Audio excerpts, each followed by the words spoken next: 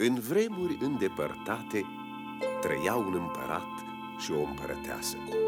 Amândoi tineri, amândoi frumoși, dar mâhniți peste fire în inima lor că nu aveau copii.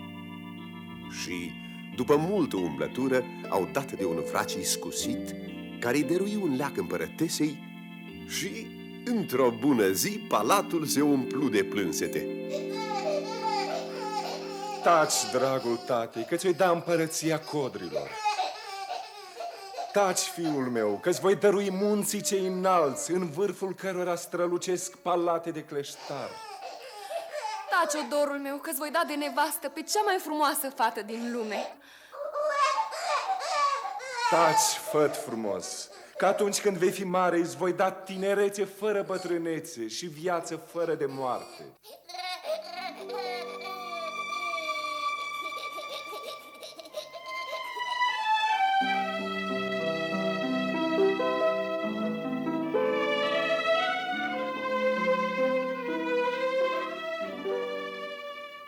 Și făt frumos se făcu frumos și mândru de-ți era mai mare dragul. Împăratul și împărăteasa mureau și înviau privindu-l. Filozofii și învățații nu mai aveau ce să-l învețe. Căpeteniile cele mari nu îndrăzneau să-și încerce puterea cu el. Împărăția toată se fălea că o să aibă un împărat cum nu se mai aflase. Într-o zi însă, făt frumos se înfățișă înaintea părinților săi. Era îngândurat și cu obrazul alb ca varul. Tată, a venit vremea să-mi dai ce mi-ai făgăduit când m-am născut. Ce ți-am făgăduit? Ce? Nu mi-aduc aminte. O împărăție mare, avuții. Și nevastă, o fată frumoasă de împărat. Nu. Mi-ați făgăduit tinerețe fără bătrânețe și viață fără de moarte. Vai de zilele mele. Am spus și eu atunci și numai așa o vorbă ca să taci. Țineți făgăduiala, împărate și tată. De unde să-ți dau eu un lucru atât de nemai auzit și de neaflat? Dacă nu-mi poți da ce mi-ai făgăduit, atunci voi colinda eu lumea ca să găsesc tinerețe fără bătrânețe și viață fără de moarte. Dragul mamei, dar unde s-a mai pomenit una ca asta? Dacă nu s-a pomenit, se va pomeni. Trebuie să plec numai decât. Aici nu mai pot trăi. Și noi cum rămânem fără tine? Fie-ți milă de noi, îți cădem în genunchi și te rugăm să-ți alungi gândul acesta plin de deșertăciune și de primejdie. Mamă și tată, nu vă mai văicăriți atâta. Dacă nu plec la drum, am să mă topesc, am să mor sub ochii voștri. Iar dacă voi găsi viața fără de moarte, am să mă întorc acasă.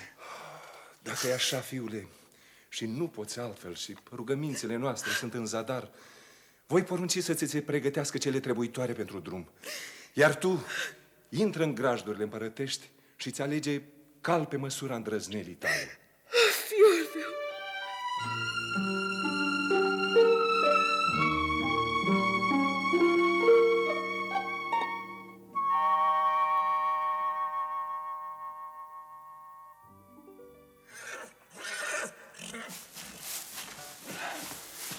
Ei, acum. Ia să văd eu, roibule, câte parale faci. Înțepenește-ți bine picioarele, că-și vreau să te cul la pământ. Hai! Îmi pare rău, dar nu te pot lua cu mine. Te-am înfrânt. Ei, dar tu, bălanule, hai! Ar trebui să mai paști multă vreme la verde. Și Muru, ia să te încerc și pe tine. Șargule! Pintenogule, aținte bine. Hai!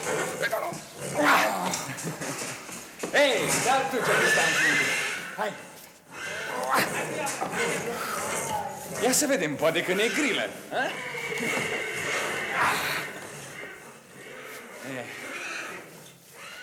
După cum văd, aici n-am cal pe potriva mea. Aici sunt, stăpâne.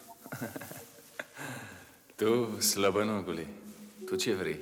Să ne cumpănim puterile. Poate să-ți numări coastele. Încearcă, stăpâne. Încearcă să mă dobor la pământ. Bine, lăudărosule. Hai.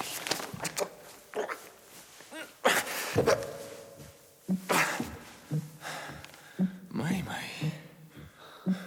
De unde atâta putere? Bine că am mai pus mâna pe mine un voinic. Mi Mi s-a urât de când aștept în grajdul acesta. Puternic, puternic, dar nu prea arătos.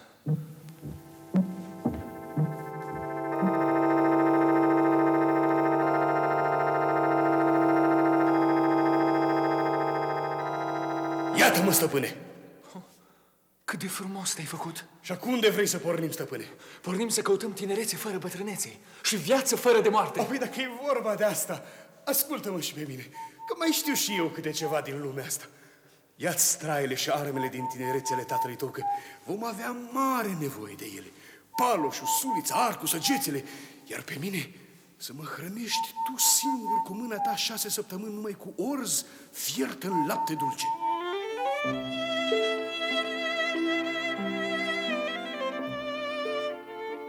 Când se împliniră cele 6 săptămâni, împăratul și împărăteasa, cu ochii plini de lacrimi, și toți curtenii și sfetnicii, cu întristare în glas, îl petrecură pe Făt Frumos și îl jeliră de parcă se ducea la moarte. O ceată de oșteni înarmați până în dinți îl însoțiră până lângă o mare pustietate. Acolo Făt Frumos le împărți daruri și îi rugă să se întoarcă în cetatea de scaun, că drumul lui e cu primejdii multe. După aceea o ținu în galop și zi și noapte, și noapte și zi, tot înainte, până de dură de o câmpie mare, întinsă și albă ca de o măt. Ce-o fi cu atâta albeață pe câmpia asta? Că iarnă nu e. Or fi flori, or fi marmuri. Ba, sunt oase, stăpâne, oase de voinici și de cai. S-o fi dat pe aici vreo bătălie? Nu, ne apropiem de moșia Gheonoaiei și cine calcă pe moșia ei piere, stăpâne. Așa. Astea sunt oasele voinicilor care au îndrăznit să se apropie de moșia Gheonoaiei. Nu mai spune năzdrăvanul. E atât de rea la inima ei și atât de puternică, încât nimeni nu i-a putut veni de hac. Ia arcul și săgețele, stăpâne, și fii cu băgare de seamă. Moșia asta nu putem ocoli. Altă cale spre ceea ce căutăm noi nu se află. Trebuie să trecem prin această blestemată moșie. Vezi? Vezi pădurea aceea întunecoasă? O văd. De acolo are să se repeadă la noi ca fulgerul. Uită! Nici nu ne lasă să sfârșim vorba. Hei! Făt Frumos! Cum de îndrăznești să-mi calci moșia, păcat de tinerețea ta? Poate de bătrânețea ta! Stai! Ah, Făt Frumos, stai, nu mai pune altă săgeată în arc. Te rog, nu mai pune! Nu-ți mai fac nimic! Mă jur pe ce vrei! Uite, mi-ai tăiat un picior. Bun calț ai mai ales.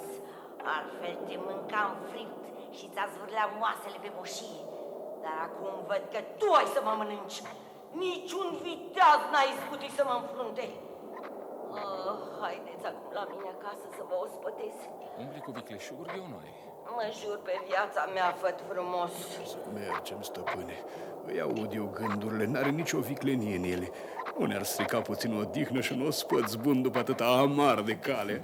Hai, urcă-te în șal lângă mine, Gheonoaie.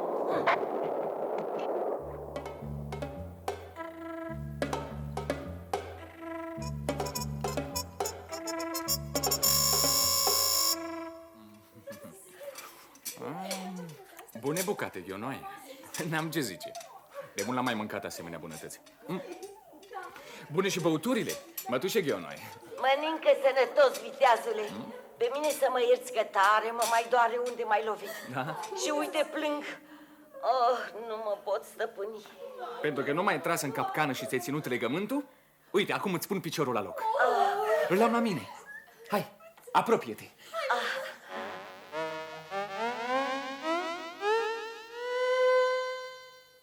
S-a prins. Și nici nu se cunoaște că a fost tăiat. Îți mulțumesc, Făt Frumos. Ești om de omenie. Și acum, dacă ne-am păcat, spune-mi și mie, unde ai pornit și ce cauți prin aceste pustietăți? Caut tinerețe fără bătrânețe și viață fără de moarte. Ei, dragul meu, mai bine ai rămâne la mine. Uite, am 3 fete, ca florile de frumoase. Alegeți una și ți-o-i da și a 3-a parte din moșie. Mă minunez și eu mult de frumusețea fetelor tale. Și poate că mi-ar fi dragă vreuna dintre ele. Dar nu pot rămâne. De ce? Îți mulțumesc că m-ai omenit și rămâi cu bine. Nesănătos, făt frumos.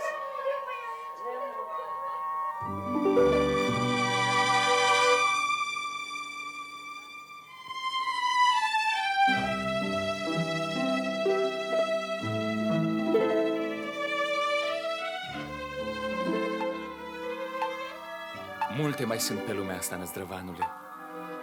Omul cât trăiește tot învață și prinde înțelepciune. Câteodată da, câteodată nu. Uite, nu mai departe, drept în fața noastră, se întinde acum altă câmpie. Și ciudat lucru. O parte din ea este verde și înflorită de mai mare dragul, cealaltă arsă de foc, de mai mare jalea. Să-i moșia scorpiei, stăpâne. Cum? Și pe semne că a fost între ea și sora ei Gheonoaia pricină de sfadă. Așa. Și-au aruncat una în alta cu flăcări de foc, cât se dușmănesc de moarte. Suror, spui. Și de la ce se dușmănesc? De la moșii. Scorpia e mai haină decât sora sa și are 3 capete înfricoșătoare. Oare ce se aude, nezrăvanule? E gata, stăpâne, pune mâna pe Paros!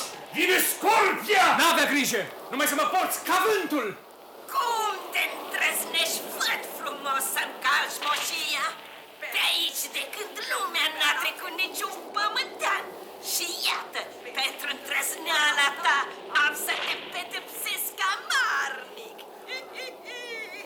Am să-ți fărâm oasele. Ori mă las să trec în drumul meu, ori ai să-mi cunoști paloșul! Cu cele 3 guri ale mele te apuc dintr-o dată și nu rămâne nimic. Feleu, făt frumos, mi-ai luat un cap. Mă jur pe cele 2 rămase că nu-ți mai fac nimic. Numai să-ți ții jurământul. Paloșul meu nu cunoaște împotrivire. Mă jur pe ce vrei tu. Bine? Îți pun la loc și capul tăiat. Îți mulțumesc, făt frumos. Aș vrea să te ospătez, căci nimeni până acum n-a îndrăznit să-mi stea împotrivă. Aș primi să mă ospătezi, dacă n-aș fi atât de grăbit în drumul meu. Și încotro ai pornit-o, viteazule. Spre locul unde se află tinerețe fără bătrânețe și viață fără de moarte. Rămâi sănătoasă, mătușă Scorpie! Drum bun, voinicule! Bun, voinicule!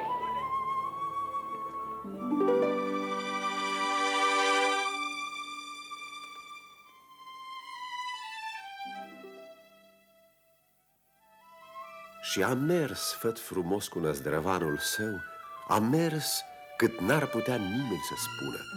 Că cine stă să numere zilele și nopțile atunci când pornește să găsească tinerețe fără bătrânețe și viață fără de moarte? Iată însă că după multă vreme ajunse pe o câmpie plină de flori, unde era numai primăvară. Florile te îmbătau cu mireazma lor, iar un vânt cald și molcom mângâia iarba fragedă și strălucitoare și îndemna la somn călătorul obosit. Nu putură să nu se oprească și să se odihnească un pic. Cu toate că parcă nu se îndurau să părăsească asemenea mândrețe de câmpie cu primăvară veșnică pe ea, porniră din nou mai departe. De ce te-ai oprit, năzdrăvanule? Am ajuns la loc greu, stăpâne. Până aici ne-a fost ușor, dar greul de acum înainte începe. Vezi pădurea aceea din fața noastră? O văd, cum să nu o văd? O pădure ca toate pădurile. E, așa pare. Dar în mijlocul ei se află un palat minunat și în el se găsește ce căutăm noi, stăpâne. Tinerețe fără bătrânețe și viață fără de moarte? Tocmai, stăpâne. Dar nu te bucura. Palatul e înconjurat de cele mai înfricoșătoare fiare pe care le-a zămislit pământul și au colți ascuțiți și gheare în care se frâng săgețile și se rup paloșele. Să chipzuim bine, stăpâne. Să chipzuim. Ei, dar parcă nu-mi vine a crede că e atâta primejdie. Cu toate că după spusele tale, numai pe deasupra pădurii am putea trece. Dar tu n-ai aripi, eu n-am aripi. N-am aripi, am însă îndrăzneală. În văzduh tot am să mă arunc, ca o săgeată. Stăpâne, Da. strânge bine Kinga pe mine. Așa. Așa. Mai tare. Să simt că îmi plesnesc coastele. Acum e bine, stăpâne. Încalecă și ține-te zdravă în scări. Ești gata? Gata! Aruncă-te peste pădure și n-avea grija mea! Acum!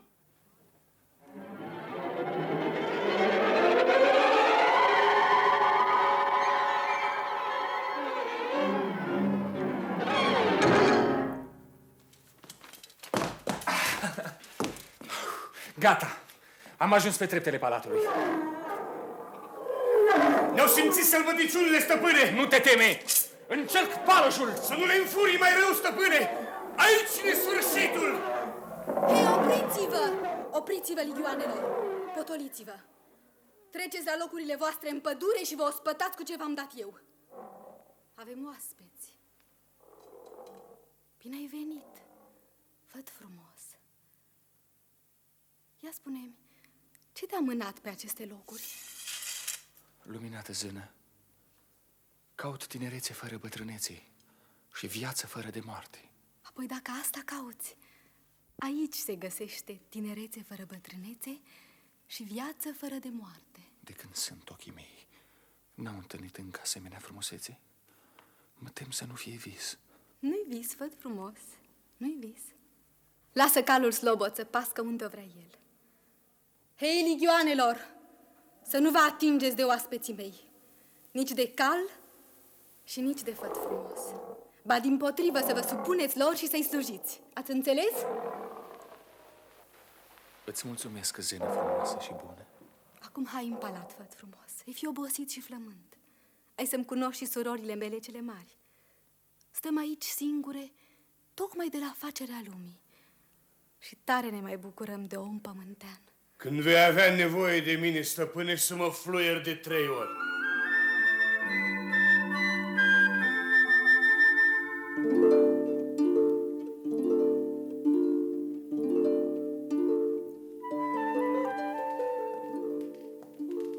Bine ai venit, făt frumos. Stai în jețul acesta de aur, făt frumos, și te odihnește. Eu sunt sora cea mare. Eu sunt sora cea mijlocie.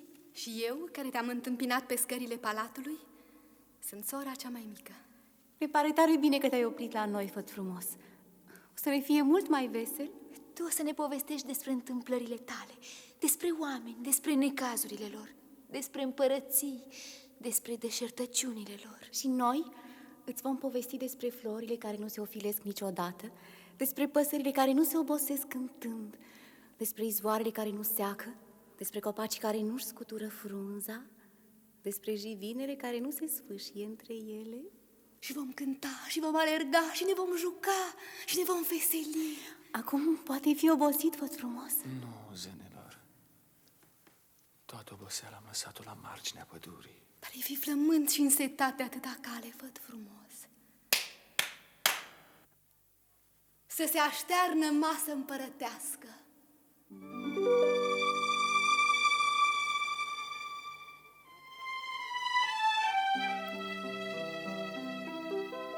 Și făt frumos a rămas să trăiască în acele minunate locuri, fără nicio grijă.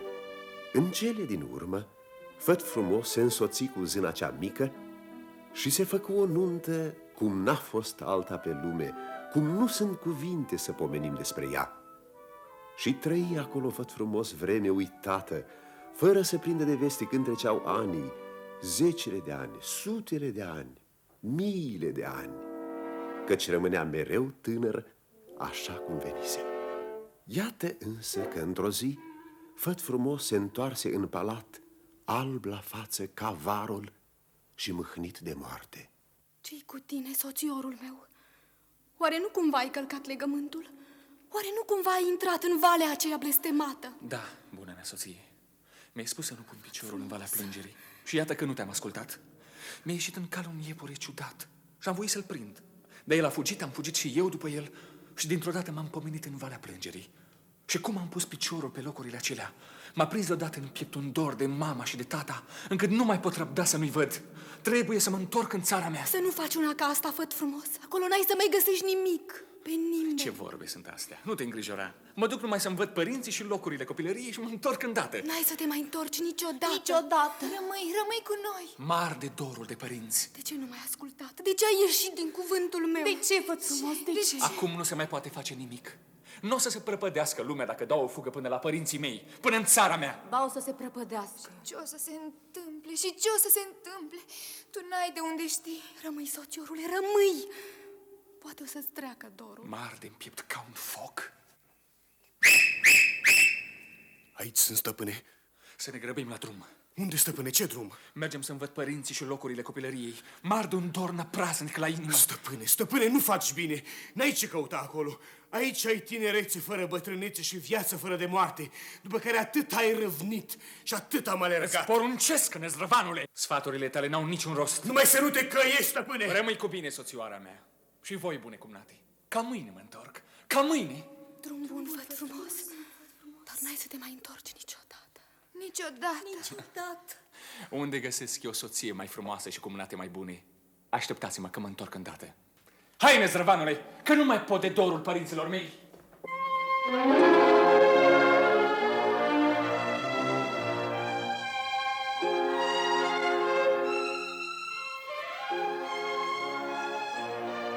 Și a pornit, făt frumos, pe același drum pe care venise.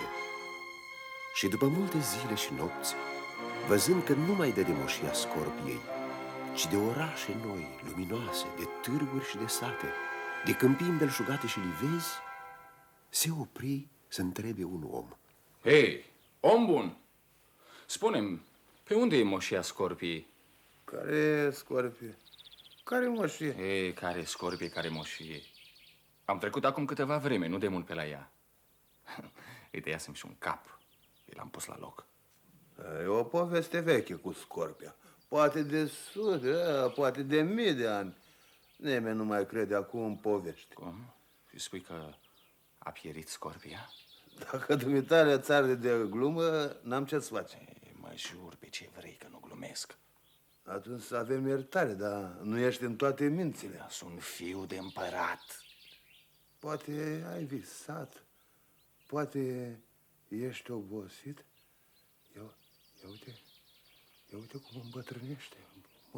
Măi, ce să fie?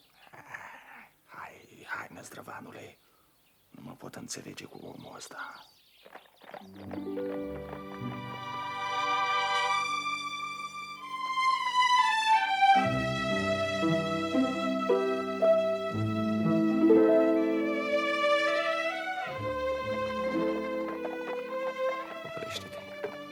Oprește-te, năzdrăvanule. Băiete, vină încoace. Bună ziua, moșule! Ascultă, nu vrei să-mi spui tu unde e moșia Ghionoaie? Păi, bătrânii spun o poveste cu ea și cică pe aici ar fi fost. Unde sunt orașele?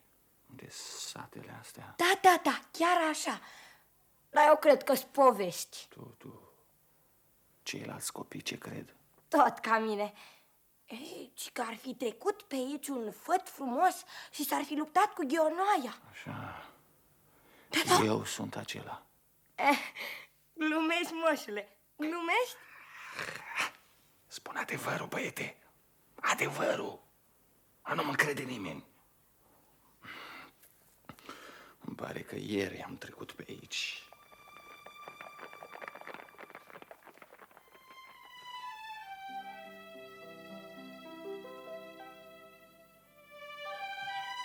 Și cum nu se putea dumiri feciorul de împărat de schimbarea atâtor lucruri în așa de puțină vreme, porni mai departe mâhnit, cu barba albă până la brâu și ajunse în împărăția părinților săi. Acolo se aflau alți oameni, alte orașe. În cele din urmă se opri în fața palatului în care se născuse. Palatul era pustiu, cu zidurile derăpânate, fără uși, fără ferestre și înconjurat de bălării. Stăpâne, te-am adus până aici. Acum ai văzut cu ochii tăi totul. Dacă vrei, hai să ne întoarcem îndată, că ne așteaptă zânele din palatul tinereții, fără bătrânețe. Eu nu mai rămân nicio clipă mai mult. Du-te. Bunul meu prieten, du-te, spune-le că am să vin și eu. Repede. Cu bine, stăpâne.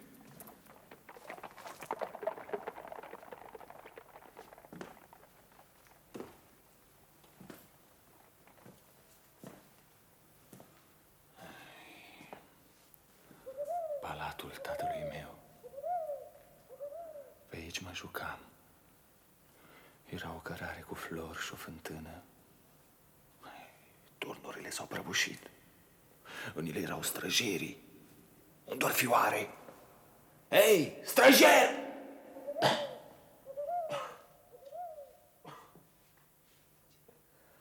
Și odăile erau îmbrăcate în mătăsuri și ferestrele luminau noaptea până departe.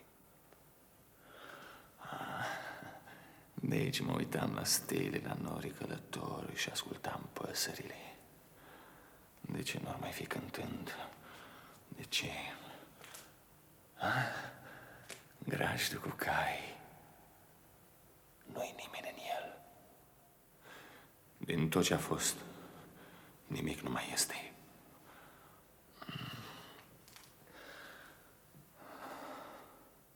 Să mă odihnesc puțin. Pe trepte. Să închid ochii și să-mi închipui cum au fost toate. Din clipa în care am văzut lumina zilei până acum. Căci pietrele astea, zidurile, pământul, buruienile, îmi sunt tare dragi. Ce somn mă cuprinde.